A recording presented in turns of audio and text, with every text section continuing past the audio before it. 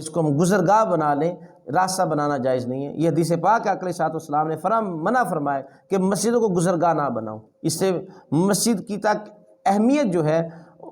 اس میں کوئی بات نہ آئے کہ اس کو راستہ بنایا ہوا ہے۔ ادھر نماز ہو رہی ہے،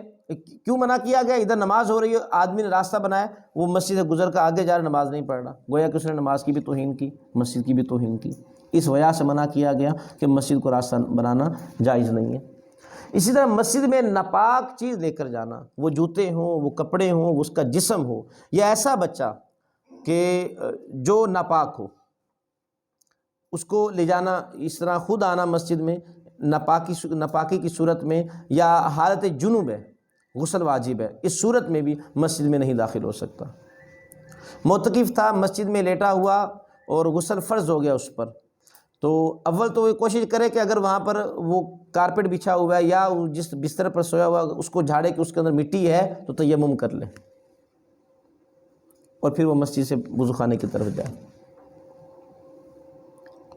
اسی طرح مسجد میں جو معتکف حضرات انہوں نے سونا ہوتا ہے وہ بغیر بستر بچھائے نہ سوئیں، بستر بچھا کر سوئیں، اسی طرح صف پر نہ سوئیں۔ معتکف کے علاوہ بلا عذر جو مسافر بھی نہ ہو، کوئی عذر بھی نہ ہو، اور بلا عذر مسجد میں سو جانا، جس کے گھر قرب و جوار میں ہو، اس کے لیے مسجد میں سونا منع ہے، ناجائز ہے، وہ نہ سوئے۔ مشروط طریقہ سے مسجد پر نقش و نگار جائز ہے۔ مشروط سے مراد یہ کہ مسجد کا جو فنڈ ہے وہ کافی زیادہ ہو چکا۔ اب ہمارے ہاں جو عمومی رویہ ہوتا ہے، مسجد کا فنڈ وہ بینک میں اکٹھا کیے جائیں گے، امام کی تنخواہ نہیں بڑھانی، وہاں کا جو خادم ہے، جو مؤذن ہے، اس کی تنخواہ نہیں بڑھانی، پیسے زیادہ آ گئے ہیں، چلے جی واش روم توڑ کر پھر بنا دیے جائیں، بلا عذر عمارت کو توڑ کر دوبارہ بنا دیا جائے، یہ جی دروازے پرانے ہو گئے چلو اب نئے لگا دیے جائیں، ان چیزوں پر لگانے ہیں۔ امام کی تنخواہ نہیں بڑھانی، مؤذن کی تنخواہ نہیں بڑھانی، خادم کی تنخواہ نہیں بڑھانی، وہ بیچارے اسی قسم پرسی میں زندگی بسر کر رہے ہیں۔ یعنی یہ عمومی جو ہمارا شہروں کی مساجد میں، ہمارے دیہاتوں میں چلو اس طرح بعض جگہوں پر آمدن نہیں ہوتی، لیکن شہروں میں بعض جگہوں پر بہت زیادہ آمدن ہوتی ہے۔ میرے چونکہ ہمارا ایک طبقات، ہمارا تعلق ایک ایسے طبقے کے ساتھ ہے جن کا تعلق مساجد کے ساتھ ہوتا ہے، مدارس کے ساتھ ہوتا ہے، تو ان سے پتہ چلتا رہتا ہے کہ مسجد کی لاکھوں آمدن ہے، مہینے کی لاکھوں آمدن، اور لاکھوں روپے اس کے اکاؤنٹ میں پڑے ہوئے ہیں۔ ان سے تنخواہ پوچھی جاتی ہے، اس دور میں تنخواہ 12,000، تنخواہ 15,000، تنخواہ 18,000، تنخواہ 20,000۔ جو اس کے مسجد کے جو صدر ہیں ان سے پوچھا جائے کہ کیا آپ اس دور میں 20,000 روپے میں گزارا کر لیں گے، جبکہ اس کا ایک بیٹا 1,00,000 روپے کماتا ہوگا، پھر وہ کہتا ہے کہ ہماری پوری نہیں پڑتی۔ اور یہی صدر، میں حیران ہو جاتا ہوں کہ اس کو اتنی عقل کیوں نہیں آتی کہ یہ جو لاکھوں روپے جو تم نے اکاؤنٹ میں جمع کیے ہوئے، تم یہی امام کو فیسلٹیز دو، اسے سہولتیں دو، اس کے گھر دیکھ لیں، گھر برائے نام ہوتے، مسجد ایسی خوبصورت ہوں گی،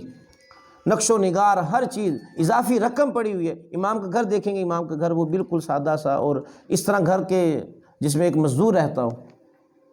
بہرحال یہ ایک الگ بات آ گئی۔ تو مشروط طریقے سے مراد یہ ہے کہ اگر یہ ساری چیزیں جو لوازمات یہ پورے کر لیے، اس کے بعد اب رقم زائد ہے، اس صورت میں جائز ہے کہ کوئی پہلے نقش و نگار نہیں تھے، اب اس کو نقش و نگار کر دیا جائے، اس پر کچھ، اور مسجد کے اندرونی حصے میں یہ جو لکھائی وغیرہ جو آیات لکھنے اندرونی حصے میں کیا جائے، باہر نہ کیے جائیں، جہاں پر بارش کا خطرہ ہوتا ہے کہ بارش پڑے گی اور وہ بارش کی وجہ سے وہ رنگ نیچے گرے گا، اترے گا، اب اس کی جو وہ آیت لکھی ہوئی ہے وہ نیچے گرے گی، اس کی بے ادبی ہے۔ یا وہ رنگ ہے، وہ کلر ہے، وہ پانی جب بارش کا پانی پڑتا ہے اور وہ رنگ بہتا ہے وہاں سے، یہ بھی جائز نہیں ہے۔ تو اگر تو اہتمام مکمل ہے کہ بارش آئے بھی تو اس کو کوئی اثر نہیں پڑتا، تب تو ہے ٹھیک، بلکہ بعض تب بھی ٹھیک نہیں ہے، کیونکہ اس کے ساتھ آیات کے ساتھ پانی لگ کر جو نیچے بہہ رہا ہے وہ آگے نالیوں میں جائے گا، وہ آگے گلیوں میں جائے گا، وہ بھی جائز نہیں ہے۔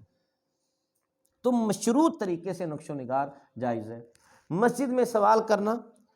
یہ فقہاء نے لکھا کہ منع ہے۔ ہمارے ہاں عموماً سوال کیے جاتے ہیں، اور بعض کی حالت بھی ایسی ہوتی ہے تو جس پر ہم بھی خاموش ہو جاتے ہیں، یا وہ وہ جو بھی ہیں لیکن یہاں پر آ کر اپنی قسم پرسی کو بیان کر رہے ہوتے ہیں، تو فقہا نے پھر کہا ہے کہ ایک گنجائش تھوڑی سی نکالی کہ چلو ٹھیک ہے، اور گم شدہ چیز کا اعلان کرنا ویسے ہی منع ہے، یہ حرام ہے، کیونکہ آقا علیہ الصلوۃ والسلام کے دور میں ایک صاحب اسی طرح نماز کے بعد کھڑے ہوئے، کہا کہ جی میری فلاں چیز، میرا اونٹ گم ہو گیا۔ آقا علیہ الصلوۃ والسلام نے فرمایا اللہ کرے تیرا اونٹ نہ ملے۔ یہ مسجد اس لیے نہیں ہے کہ یہاں پر گم شدہ چیزوں کا اعلان کیا جائے، تو یہ منع کیا گیا۔ اسی طرح ہماری مساجد میں بہت سارے دیگر اعلان ہوتے ہیں، تو یہ اعلان نہیں ہونے چاہیے، بلکہ جو جس طرح دیہاتوں میں چکوں میں باقاعدہ ایک چوک میں ویسے ایک سپیکر رکھا ہوا ہوتا ہے جہاں پر پیسے دے کر اعلان کروایا جاتا ہے، وہ بہتر طریقہ ہے، وہاں پر جتنے بھی اعلان ہیں وہاں پر کروائے جائیں۔ وہ کوئی چیز فروخت کرنی ہے، بیچنی ہے، وہ پنچایت کا معاملہ ہے، وہ کوئی اور اسی طرح کا کوئی اعلان کرنا ہے، جو وہ چوکیداری کا معاملہ ہے، اکٹھے کرنا ہے لوگوں کو، وہ ساری چیزیں وہ مسجد کے سپیکر میں نہ ہوں، وہ جو چک کا جو سپیکر لگا ہوا ہو تو اس میں اناؤنسمنٹ کی جائے۔ تو سوال کرنا اور اس طرح کا کوئی بھی اعلان کرنا اور گمشدہ چیز کا اعلان کرنا یہ منع ہے۔ مسجد میں بلا عذر سونا جائز نہیں ہے، مسافر کے لیے سونا جائز ہے، مسافر سو سکتا ہے، دور کا رہنے والا وہ سو سکتا ہے، جس کا قرب و جوار میں گھر ہو وہ مسجد میں نہ سوئے، اپنے گھر جا کر سوئے۔ معتکف کے لیے جائز ہے چونکہ وہ اعتکاف میں بیٹھا ہوا ہے، اور وہ بھی بستر بچھا کر سوئے گا، بغیر بستر کے وہ بھی نہ سوئے۔ مسجد کا سامان گھر نہیں لے جا سکتے، جیسے مسجد کے سپیکر ہیں، ساؤنڈ ہے مسجد کا، اس کو ہم ذاتی طور پر اپنے گھر کے لیے استعمال نہیں کر سکتے۔ جی گھر میں محفل ہے، چلو جی مسجد کے سپیکر لیں، مسجد کی صف اٹھا کر لے آئیں،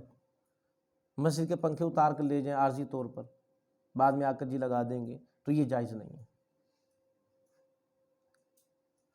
ہم بعض چیزیں جو بنائی ہی دوسرے مقاصد کے لیے ہوتی مسجد کی ہیں، ملکیت مسجد کی ہوتی ہے، لیکن مقاصد اس کے وہ باہر والے ہوتے ہیں، جیسے مسجد کی چارپائی بناتے ہیں جنازے والی، وہ جائز ہے۔ مسجد کا پھٹا بناتے ہیں یا قبر کھودنے کے اوزار بناتے ہیں، نام مسجد کا ہوتا بھی مسجد کا سامان ہے، لیکن ان کا کام ہی نہ چارپائی کا کام مسجد میں ہے، نہ پھٹے کا کام مسجد میں ہے، نہ ہی وہ اوزاروں کا کام مسجد میں ہے، وہ بنائے ہی قبروں کے لیے، ان چیزوں کے لیے ہوتے ہیں۔ گٹھلیاں جو ہوتی ہیں کھجور کی دیگر چیزوں کی جن پر پڑھا جاتا ہے، وہ بھی بنائی اس لیے جاتی ہیں کہ ان پر ان کو پڑھا جائے گا، اور وہ کوئی ختم وغیرہ ہے یا اس طرح کوئی دعوت ہے، کسی کو اصحال ثواب کا اہتمام کرنا ہے، تو ان کے لیے وہ گٹھلیاں وہ مساجد میں رکھی جاتی ہیں، اب یہ لے کر جانا جائز ہے، اس میں کوئی حرج نہیں ہے۔ ایک اور صورت یہ چیز، جیسے شروع سے ایک طریقہ چلتا آ رہا تھا کہ مسجد کا پانی باہر والوں کے لیے استعمال ہوتا تھا، مسجد کے لیے بھی استعمال ہوتا تھا۔ جیسے پہلے وقتوں میں کنویں جو ہوتے تھے مسجد کے پاس ہوتے تھے، اس مقصد کے وجہ سے کہ لوگ یہاں سے قریب یا وضو کر کے مسجد میں آ جائیں گے، اور وہ بعض دفعہ مسجد کی حدود میں ہی ہوتے تھے، یا مسجد کے سین جنہیں کھوئیاں کہا جاتا ہے وہ ہوتی تھیں، تو اب وہاں سے مسجد کے لیے بھی پانی استعمال کیا جاتا تھا، لوگ اپنے ذاتی بھی پانی کو استعمال کے لیے وہاں سے لے کر جاتے تھے اپنے گھروں میں استعمال کے لیے، اب وہ جائز تھا۔ لیکن پہلے مسجد کا پانی نہیں لے کر جاتے تھے، بعد میں کسی نے لے جانا شروع کیا، یہ جائز نہیں۔ اسی طرح مسجد کا کوئی بھی سامان دائیں بائیں آگے پیچھے اس طرح دینا، وہ بھی جائز نہیں ہے، لیکن ایک شروع سے طریقہ چلتا آ رہا ہے، جیسے ہمارے یہاں پر ہے، شروع سے ہی دربار شریف اور مسجد اور یہ مدرسہ، وہ ان تینوں کے لیے ایک ہی چیزوں کا استعمال ہوتا ہے، جیسے میٹر ان کے ایک ہی ہیں تینوں جگہوں کے۔ اسی طرح جو امام مسجد کا گھر ہوتا ہے، اور وہ شروع سے طریقہ چلتا آ رہا ہے کہ مسجد سے ہی پانی امام صاحب کے گھر جاتا ہے، اور مسجد ہی کی بجلی امام صاحب کے گھر جاتی ہے، تو اب یہ جائز ہے۔ جیسے یہاں پر ہے کہ دربار شریف، مدرسہ، مسجد، امام صاحب کا گھر، یہ سارا مشترکہ کام ہوتا ہے، شروع سے طریقہ چلتا ہے، اب یہ جائز ہے۔ پہلے نہیں تھا، بعد میں کیا، یہ تب جائز نہ ہوتا۔